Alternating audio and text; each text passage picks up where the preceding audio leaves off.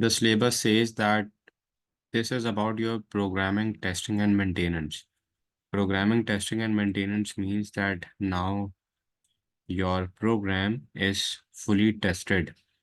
मेरा जो प्रोग्राम है वो कम्प्लीटली टेस्ट हो चुका है और अब मैं अपने प्रोग्राम की जो है टेस्टिंग और मेंटेनेंस के बारे में बात करूँगा कि मैं किस तरह से अपने प्रोग्राम को टेस्ट कर सकूँगा, मेंटेन कर सकूँगा। हमने अपने पास जो हमारे पास 12.1 है, 12.1 के अंदर हमने ये डिस्कस किया था कि आपके पास फॉर एग्जांपल अगर मुझे किसी भी प्रोग्राम को बनाना है तो किसी भी प्रोग्राम को बनाने के लिए I need to show the understanding of the program development life cycle.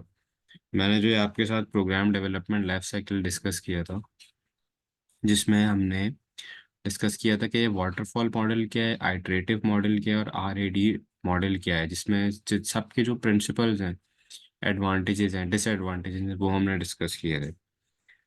अच्छा, मैं इसको एक ओवरव्यू भी करा देता हूँ, उसके बाद आई कम ऑन टू 12.3। जैसे कि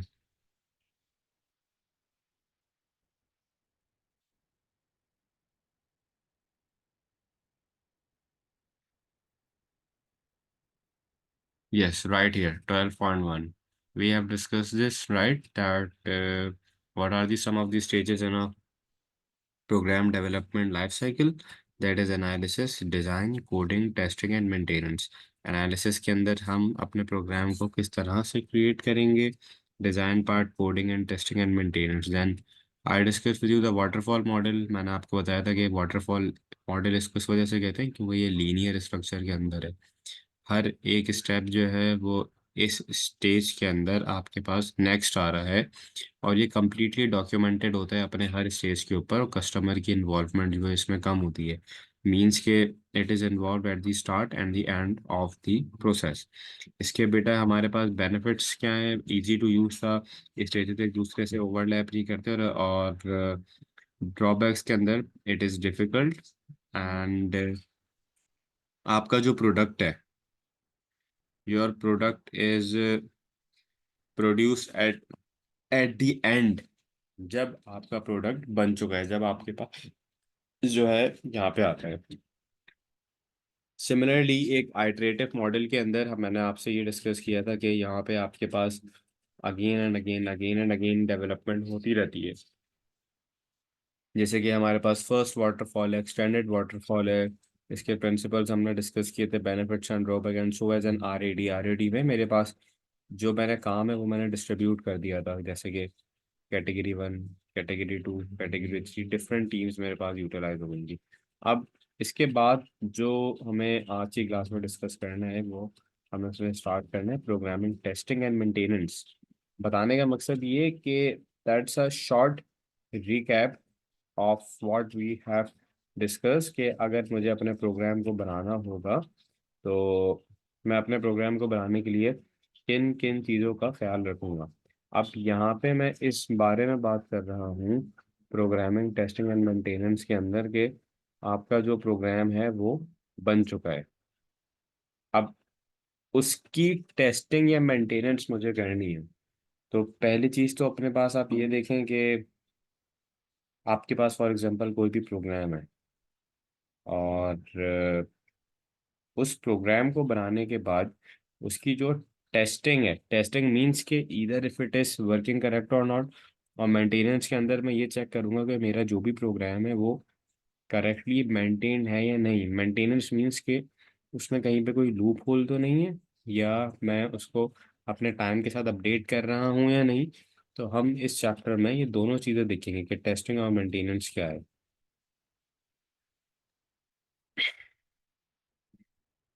बेटा पहली बात तो ये कि आपका जो भी प्रोग्राम आपने अपने पास बनाया है, first of all that it is not generated by any AI, किसी भी एआई से नहीं बनाई है, आर्टिफिशियल इंटेलिजेंस से नहीं बना भी, it is created, it is builded bye humans. That means के इसके अंदर मेरे पास जो है मेरी गलती का मौका हमेशा से आ सकता है, but we need to avoid making mistakes. अब how to avoid making mistake, this is done when I'm going to check my program again and again, again and again, again and again. So this is some of the reasons that why do I need to check my program again and again to eliminate the errors, to eliminate the bugs that are exposed in your testing phase. अब हमारे पास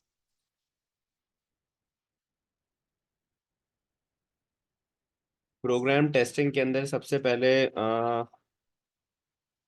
कुछ types of data आती हैं। Types of data means for example ये वो values होती हैं जिनको मैं ऐड अप करके अपने प्रोग्राम को टेस्ट करता हूँ। जैसे कि मेरे पास सबसे पहले एक नॉर्मल टेस्ट डेटा, और when it comes to a normal test data that means that these are all those values that are accepted by your program, and this is use to show कि आपका programme जो है वो accurately काम कर रहा है या नहीं। जैसे कि फॉर एग्जांपल अगर मैं स्टूडेंट मार्क्स के बारे में बात कर रहा हूँ, तो स्टूडेंट के मार्क्स अगर मेरे पास जो है वो इंटीजर वैल्यू के अंदर है, तो हमेशा से जो मेरे मार्क्स होंगे वो इंटीजर वैल्यूज के अंदर ही होंगे। अगर किसी ने उसमें बेटा डेसिमल वैल्यू ऐड कर दी, किसी ने उसमें ट्रू और फॉल्स ऐड कर दिया, तो वो आपके पास गलत हो जाएगा। तो आपके पास आपका नॉर्मल डेटा वो है, वो डेटा जो आपके प्रोग्राम के साथ के लिए एक्सेप्टेड होगा। सिमिलरली अगर मैं आपसे अब नॉर्मल डेटा की बात करूं, तो ये अब नॉर्मल डेटा वो होता है जो आपका प्रोग्राम रिजेक्ट कर देता है। जैसे कि अभी मैंने टीचर्स की बात की, तो अगर यहाँ पे कोई भी डेसिमल में आएगा, किसी ने ट्रू और फॉल्स ऐड कर दिया, तो बेटा ये अब नॉर्मल डेटा ये रिजेक्ट हो जाएगा।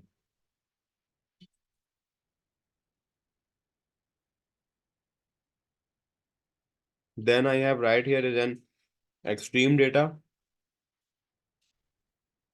अब एक्सट्रीम डेटा बेटा आपके पास वो होता है जो आपकी डेटा की लिमिट को टेस्ट करता है। जैसे कि फॉर एग्जांपल मैंने एक लिमिट सेट की गया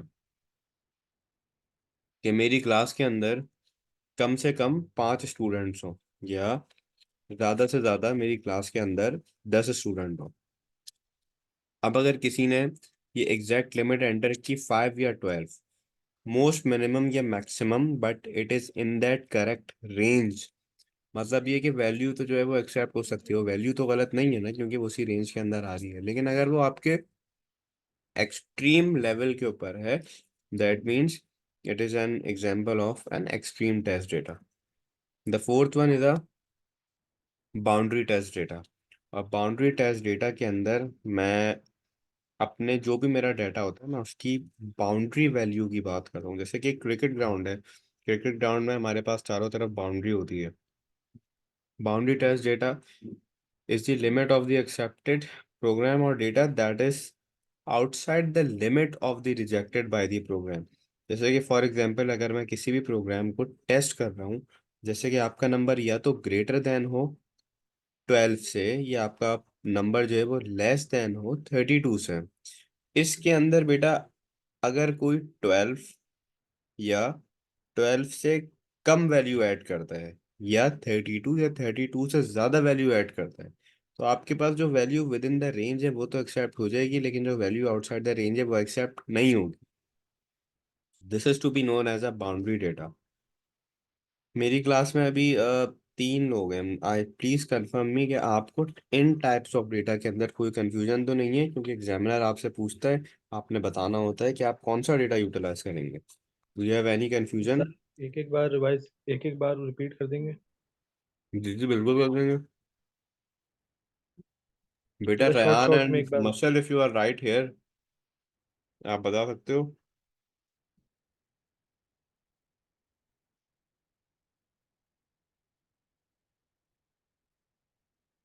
बेटा Ryan and Mashal, do you have any confusion in this?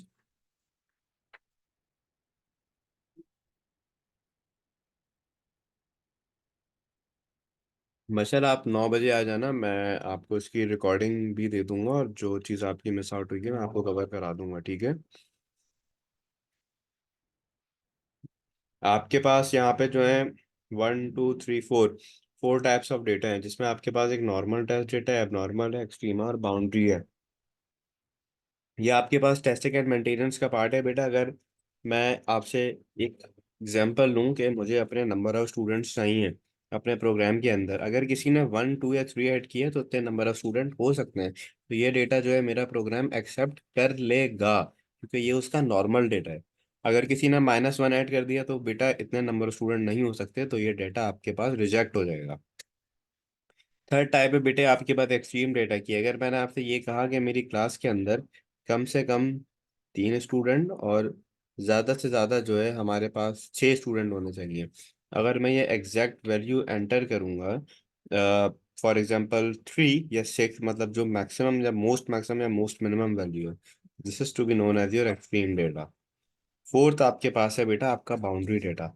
Boundary data ये होता है कि जो भी आपके प्रोग्राम की लिमिट एडजस्टेड होती है उसके बारे में हम बात करते हैं। For example if your number is greater than equals to 12 and less than 32, अगर किसी ने 12 या 32 एंटर किया तो वो तो एक्सेप्ट हो जाएगा, लेकिन अगर कोई भी वैल्यू उससे बियॉन्ड एंटर की तो वो एक्सेप्ट नहीं होगी। Are you getting this? Do you have any queries here? नहीं सर, क्लियर है। सर क्लियर है। हम्म। मैंने अभी आपको ये वाला पार्ट पढ़ाया है। Choose appropriate test data for a test plan, including a normal, abnormal, and extreme boundary data.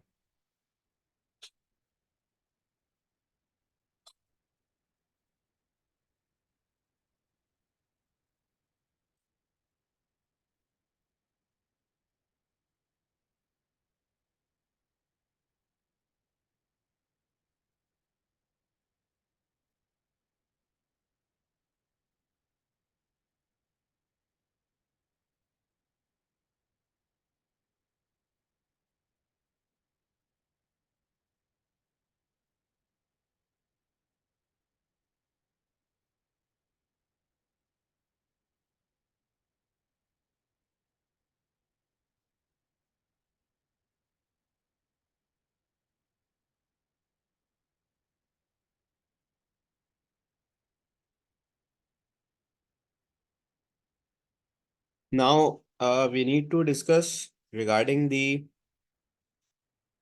methods of test data that are available. कौन कौन से टेस्ट डेटा के मेथड्स आपके पास अवेलेबल होते हैं, जिसके अंदर आपके पास आपका ड्राई रन है, आपका वॉक थ्रू है, वाइट बॉक्स है, ब्लैक बॉक्स है, इंटीग्रेशन है, एक्सेप्टेंस है, स्टब है। ये सारे आपके पास मेथड्स अवेलेबल हैं जब भी आपको अपने डेटा को टेस्ट करना होता है। मैं वन बाय वन आपको बताता जाऊंगा कि इन सारे मेथड्स का काम क्या है और हम इनको कब यूटिलाइज करते हैं, ठीक है?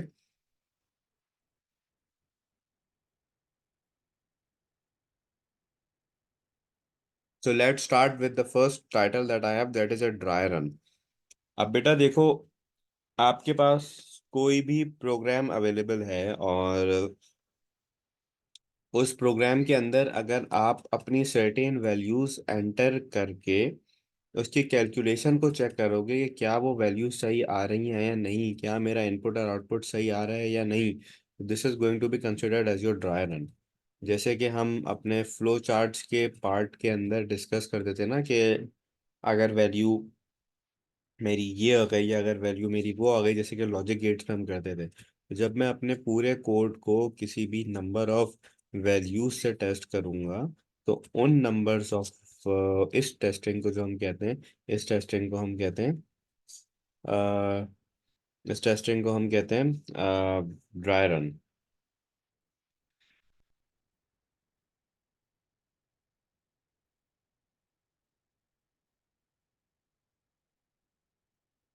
ड्राई रन की बेटा बेसिक डेफिनेशन ये हो सकती है कि जब आपका जो भी आपका जैसे right here that the in the dry run is the one in which your developer works through a program or module of your program manually document using a trace table. तो जब आप अपने पूरे प्रोग्राम को test कर रहे होगे किसी भी डॉक्यूमेंट या ट्रेस टेबल से, this has to be considered as a dry run. इसमें किसी को कोई कंफ्यूजन है?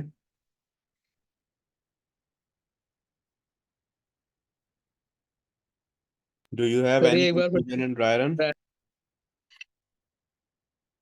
अच्छा, इसके बाद हमारे पास जो नेक्स्ट हेडिंग है that is a walk through. अब You guys have seen different walkthroughs of even the games या कोई भी मैं अपने पास अक्सर चैनल्स पे हमारे पास अपडेट्स हो रही होती है कि this is a walk through of a game. अब वॉक थ्रू का क्या मतलब है? Can you give me an idea?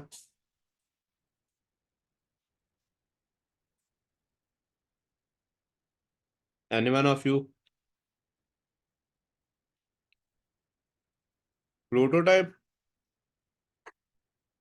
Not exactly a prototype.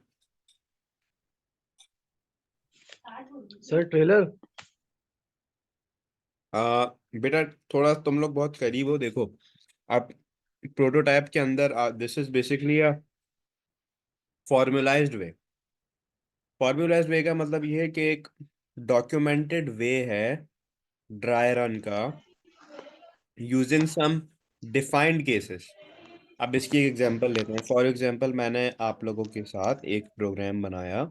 उस प्रोग्राम के अंदर मैंने अपनी वैल्यूज एंटर की कि अगर किसी का ए ग्रेड आता है तो आप उसको 90 मार्क्स दो। अगर किसी का बी ग्रेड आता है तो आप उसको 80 मार्क्स दो। अगर इस तरह से मेरा प्रोग्राम है और मुझे उसका एक वॉक थ्रू प्रिपेयर करना है, तो बेटा वॉक थ्रू प्रिपेयर करने के लिए सबसे पहले मेरे पास जो है मेरे टेस्टिंग का डिस्क्रिप्शन आएगा कि let's say for example if I want to test that program, I mean उसको किस तरह से मैं टेस्ट कर रहा हूँ। जैसे कि फॉर एग्जांपल मैंने उसमें पॉजिटिव वैल्यू डाल दी तो मेरा टेस्ट क्या आएगा कि मैं उस प्रोग्राम के अंदर जो हूँ एक पॉजिटिव वैल्यू टेस्ट कर रहा हूँ, जो आपके सामने यहाँ पे भी है, ठीक है। उसका मैं पर्पस भी लिखूंगा, मैं पॉजिटिव वैल्यू क्यों ऐड कर रहा हूँ, क्योंकि मैं ये चेक करना चाहता हूँ कि क्या मेरा प्रोग्राम सही चलेगा या नहीं। मैंने फॉर एग्जांपल 90 वैल्यू एंटर की ये चेक करने के लिए कि क्या वो मुझे ए ग्रेड देता है या नहीं। तो पहली बात तो ये कि बेटा 90 एक ऑब्वियसली एक मेरे पास नॉर्मल डेटा है। मेरा एक्सपेक्टेड आउटकम जो मैं उससे सजेस्ट वो कर रहा था, वो मेरे पास था मेरे एग्जांपल में ए। अगर मेरे पास ए ही आता है तो दैट मीन्स कि आई एम वर्किंग करेक्ट। इसी तरह से अब मैं इसी प्रोग्राम के अंदर -20 ऐड करता हूँ चेक करने के लिए एरर दे रहा है या नहीं। मेरा एक्सपेक्टेड आउटकम है कि ये एरर देगा और उसने एरर भी दिया। तो आपके पास ये एक वॉक थ्रू होता है। बेसिकली वॉक थ्रू को आप कंसिडर कर सकते हो ड्राई रन एज वेल, लेकिन दोनों में फर्क क्या है? ड्राई रन के अंदर मैं सिर्फ अपनी वैल्यूज को मेंटेन करता हूँ, जस्ट लाइक ट्रेस टेबल और लॉजिक गेट्स।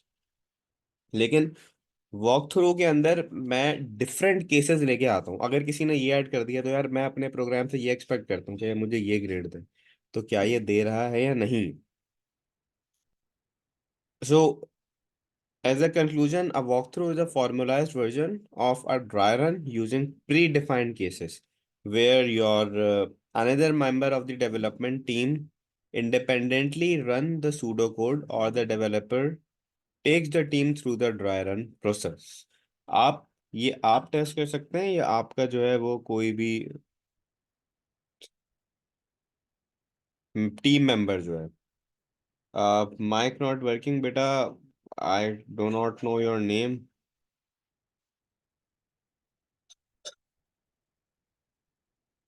इसमें बताओ वॉक थ्रू के अंदर किसी को कोई कंफ्यूजन है? ड्राई रन के अंदर किसी को कोई कंफ्यूजन है? So that I can move ahead.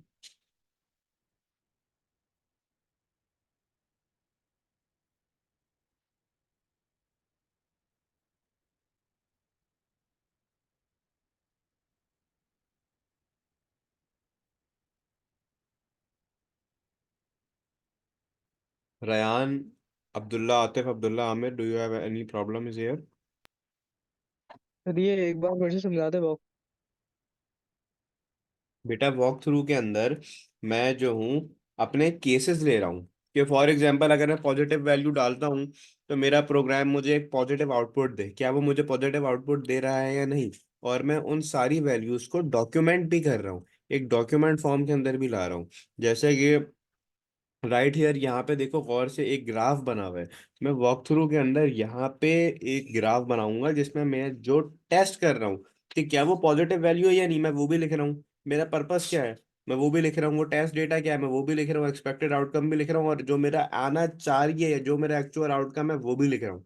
तो जब मैं इस पूरे प्रोसेस को डॉक्यूमेंट करता हूँ किसी भी फॉर्मल वे के अंदर, तो ये क्या होता है? एक walk through. Do you have any confusion in this?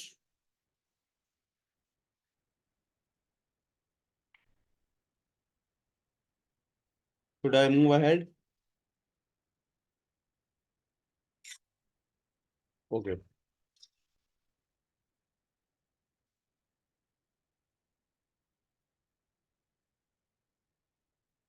बेटा अब्दुल्ला, आप बिल्कुल सही कह रहे हैं। बेटा ड्राई रन के अंदर देखो, एक केस नहीं है मेरे पास। ड्राई रन के अंदर मैं जो टेस्टिंग कर रहा हूँ उसके अंदर जो मेरी वैल्यूज आ रही हैं वो इस तरह से हैं। यहाँ से देखो, ये ड्राई रन है। जैसे कि नंबर 1 में 20 है, नंबर 2 में 10 है। साइन कौन सा है? प्लस। तो आंसर क्या आना चाहिए? 30। आउटपुट क्या आया? 30 आया। ठीक है। नंबर 2 को मैं ये वैल्यू एंटर की तो आंसर क्या आया? नंबर 3 में वैल्यू एंटर की तो आंसर क्या है? नंबर 4 वैल्यू एंटर की तो हमारे पास क्या आंसर है? ये मेरे पास ड्राई रन। अगर इस रनिंग प्रोसेस के अंदर कोई भी एरर आपके पास आता है तो आपके पास जो है ये चीज़ हमारे पास जो है वो क्लियर आ जाएगी, हो जाएगी। ठीक है। लेकिन सिमिलरली अगर मैं यहाँ पे वॉक थ्रू की बात करता हूँ तो वॉक थ्रू के अंदर आप ये देखो कि इसमें मैं सिर्फ वैल्यू एंटर नहीं कर रहा, मैं अपना केस भी ले रहा हूँ, मैं उसका पर्पस भी लिख रहा हूँ, और मेरे पास जो मेरा एक्सपेक्टेड आउटकम या जो मेरी एक्चुअल वैल्यू आ रही है मैं वो भी लिख रहा हूँ। तो walk through is a formalised version of many cases, मतलब it's basically a formalized version of itself that you can represent to any of your team member organisation के। यार ये सारी चीजें हमने की हुई हैं। जैसे गेम्स के वॉक थ्रू में क्या होता है, इंसान कहीं पे स्ट्रक हो जाता है तो वो वॉक थ्रू देखता है ताकि उस वॉक थ्रू से वो आगे बढ़ सके। इसी तरह से हमारे पास ये एक वॉक थ्रू है जो हमारे सॉफ्टवेयर को स्ट्रॉन्ग कर रहा है, स्ट्रेंथ कर रहा है कि भाई ये सारे केसेस हमने देख लिए हैं, ये बिल्कुल सही चल रहे हैं, हमारे एक्सपेक्टेशन के मुताबिक हैं। जबकि ड्राई रन में हम सिर्फ वैल्यूज एंटर करके आंसर देखते हैं कि क्या सही है या नहीं। Are you getting it? Do you have any confusions?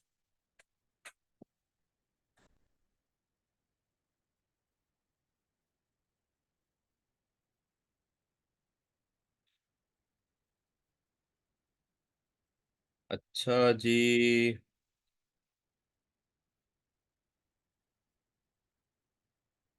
इसके बाद हमारे पास है कुछ टेस्टिंग की टाइप्स। वो टेस्टिंग की टाइप्स हमारे सिलेबस में से, जैसे अभी मैंने आपको ड्राई रन बताया, मैंने आपको वॉक थ्रू बताया।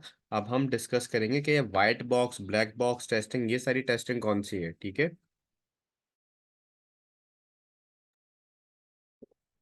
बेटा सबसे पहले वाइट बॉक्स टेस्टिंग के बारे में देखो। अब वाइट बॉक्स टेस्टिंग एक ऐसी डिटेल्ड टेस्टिंग है जिसमें मैं अपने प्रोग्राम के हर प्रोसीजर के बारे में बात कर रहा हूँ कि क्या ये प्रोसीजर मेरे पास सही चल रहा है या नहीं। ठीक है।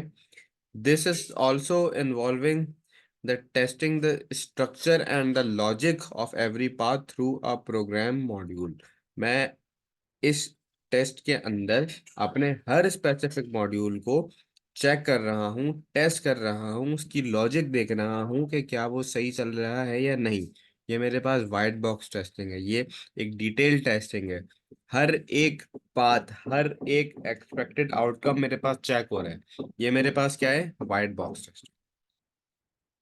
सिमिलरली मेरे पास यहाँ पे एक और टेस्ट है, और इस टेस्ट का नाम मेरे पास है ब्लैक बॉक्स।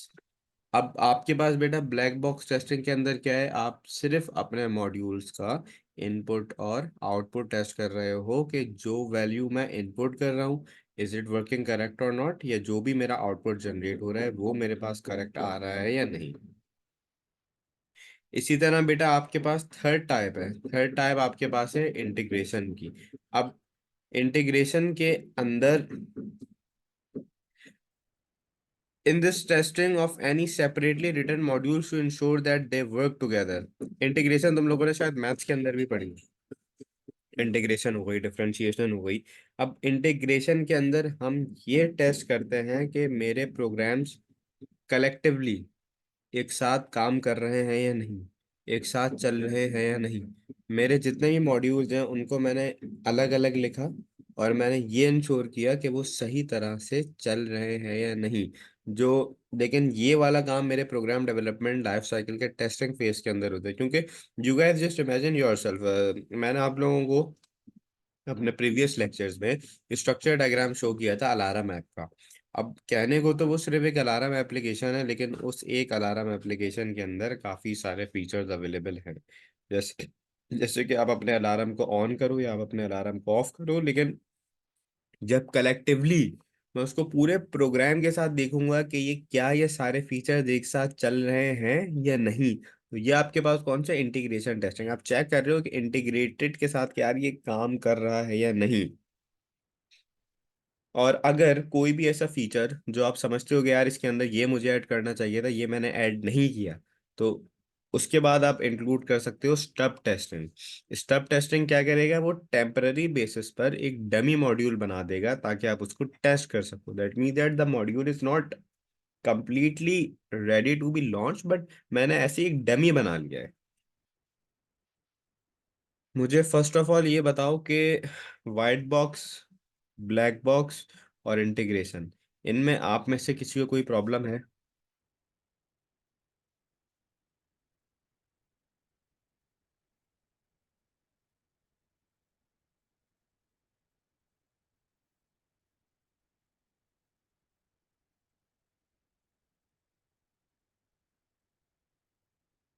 अच्छा, अब मैं इसको ज़रा एक स्टेप फर्दर लेके चलता हूँ आप लोगों की मजीद अंडरस्टैंडिंग के लिए, so that everything is crystal clear to you. अच्छा, meanwhile please start preparing with your past papers. I am not going to come at your home and force you to do them. Please complete every test paper. एक साल का एक week में तो complete करो कम से कम।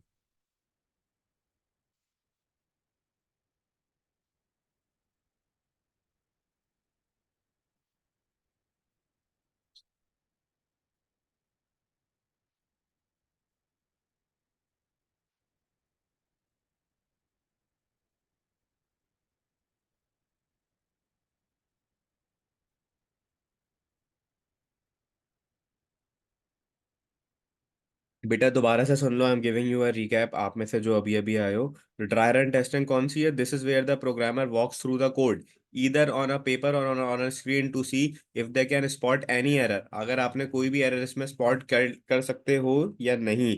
ये इन्वॉल्व करता है वैल्यूज को ट्रेसिंग के लिए। ट्रेस टेबल मैं इसके अंदर बनाता हूँ, वेरी वैल्यूज चेक होती है, टेबल चेक होता है कि कोई एरर तो नहीं है। और this process might happen as a check before running the code. Code चलाने से पहले चेक होता है कि वो आपकी एक्सटर्नल फाइल और डेटाबेस से काम चला रहा है या नहीं। Database is perform through the software development when required. Dry run के बाद बेटा वॉक थ्रू के ऊपर आओ। वॉक थ्रू के अंदर वॉक थ्रू, जैसे कि right here you can see on the right hand as well कि एक इमेज बनी हुई है। वॉक थ्रू एक पीयर रिव्यू है। पीयर रिव्यू मतलब बहुत सारे लोग जो हैं वो कलेक्टिवली, आई मीन टू से कि प्रोग्रामर्स की जो सारी टीम्स हैं वो बैठ के आपस में जो है एक दूसरे से डिस्कस कर रही हैं कि यार what should be the way, is it working correct और not, through their documentation specification कि आपका सॉफ्टवेयर चल रहा है या नहीं। अगर आपके सॉफ्टवेयर के अंदर कोई एरर तो नहीं आ रहा, अगर एरर आ रहा है तो वो कहाँ पे आ रहा है। और दोनों में एक मेजर डिफरेंस ये है कि वॉक थ्रू टेस्टिंग आपके पास जो है वो high level of formal documentation है, जिसमें स्ट्रक्चर चार्ट या स्ट्रेट ट्रांजिशन डायग्राम्स डिस्कस हो सकती है। स्ट्रेट ट्रांजिशन डायग्राम्स मैंने डिस्कस की थी अपनी क्लास में भी। इसके बाद बेटा व्हाइट बॉक्स पे आओ। That like right in front of you, this is a white box. अब व्हाइट बॉक्स के अंदर आपका जो टेस्टर है उसके पास सोर्स कोड का एक्सेस है सॉफ्टवेयर का। This type of testing is completed through the development process, specially development और टेस्टिंग स्टेज के अंदर ये होती है। और यहाँ पर it accesses to the source code and allow the program to inspect it directly through the use of dry run and the use of trace table। अभी अभी हमने जो है अपनी बुक से भी देखा है कि वाइट बॉक्स एक डिटेल टेस्टिंग है कि हर प्रोसेस जो है वो काम सही तरह से कर रहा है या नहीं, हर पाथ सही तरह से कर रहा है या नहीं, क्योंकि आपका जो प्रोग्रामर है उसके पास इसका एक्सेस है when it comes to a white box testing.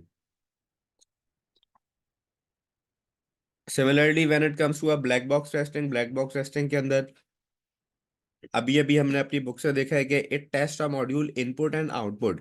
वो मॉड्यूल्स के इनपुट एंड आउटपुट प्रोसेस को चेक कर रहा है कि just after the compilation of a software, जैसे कि for example if I create a beta version of the software, मैं उसको टेस्ट के बाद उसकी टेस्टिंग कर रहा हूँ। तो this is going to include के उसका जो इनपुट प्रोसेस है, जो उसका आउटपुट प्रोसेस है, इट वर्किंग करेक्ट और not.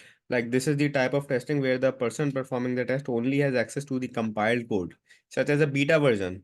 But however, they can only perform tests by running the code and analyzing the result of the code again and again.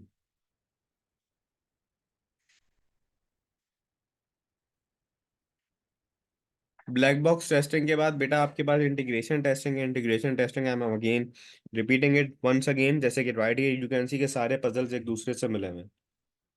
सारे puzzles एक दूसरे से मिलते तब ही हैं जब वो सारे एक दूसरे के साथ कलेक्टिवली सही अरेंजमेंट के अंदर प्लेस्ड हुए हैं या नहीं. इंटीग्रेशन टेस्टिंग एक ऐसा प्रोसेस है जहाँ पे आपके सारे सॉफ्टवेयर के कंपोनेंट एक साथ इंडिपेंडेंटली एक दूसरे के साथ जुड़ के काम करते हैं या नहीं. अगर सारे एज ए टीम कलेक्टिव काम कर रहे हैं तो that means you are good to go. अब मुझे ये बताओ कि अभी तक इन सारे टेस्टिंग मेथड्स के अंदर आप में से किसी को कोई problem.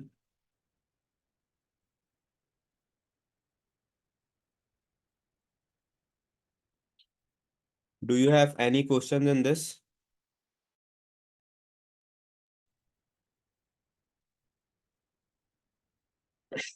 Do you want me to explain anything again?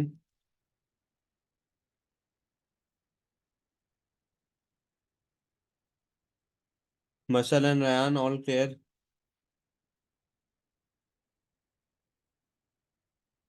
Okay, now I'm moving on to the alpha, beta acceptance and stub testing. But before than that, I'll request all of you to join this class again back with the same link because this might end. Okay.